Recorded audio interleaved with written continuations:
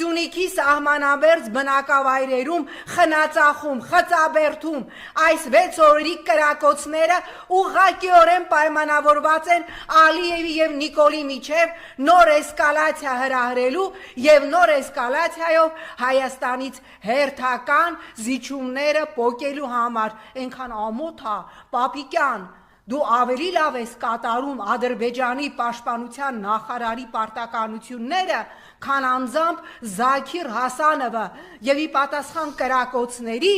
Հայաստանի պաշտպանության նախարարությունը